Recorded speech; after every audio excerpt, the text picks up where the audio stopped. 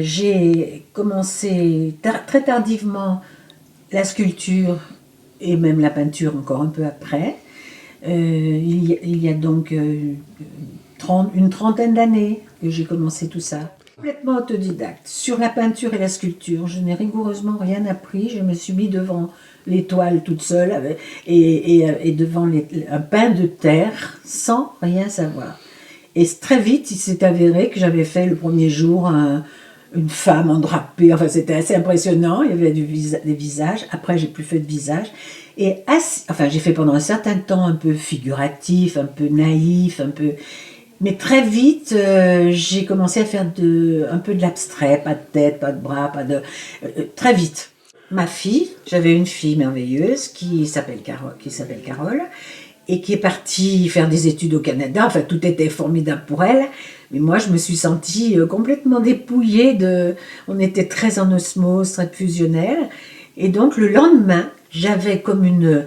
Mais c'est viscéral, j'avais presque mal à l'estomac et au ventre, et je suis allée m'acheter de la terre et des outils. Je ne connaissais pas du tout le principe. Et la sculpture, je l'ai commencé comme ça. Et très vite, on m'a envoyé, les galeries m'emmenaient à New York, à Bruxelles, j'ai exposé au New York Center, enfin, je ne suis pas allée voir d'ailleurs, ils emmenaient.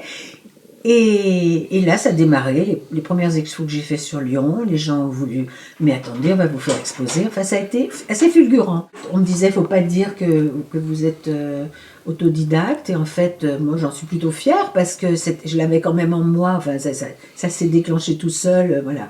Alors, on aime ou on n'aime pas, je ne dis pas que je fais des choses merveilleuses, mais ce que je fais, et ceux qui aiment, sont très étonnés que je n'ai pas appris, par exemple. J'exposais assez souvent dans les salons du Palais de Bondy, et il y avait un président à une époque qui était professeur de dessin, de peinture, de tout, et il m'avait dit, Christiane, j'aimerais vraiment peindre comme vous. Parce que je me posais la question si je devais prendre des cours, enfin je sais pas, je me sentais pas, comment on dit... J'avais un peu le syndrome de l'imposteur, peut-être inconsciemment, je ne sais pas. Et il m'a dit, Christiane, j'aimerais peindre comme vous et ne prenez pas de cours. Vous allez enlever toute votre âme. Ça, je m'en suis toujours rappelé.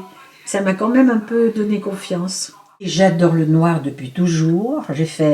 J'ai écrit un texte Ode à la couleur noire, tellement j'aime ça. Et dans mon livre, un écrivain d'art a dit La Dame en noir. Et en fait, je n'osais pas franchir le pas de faire que du noir.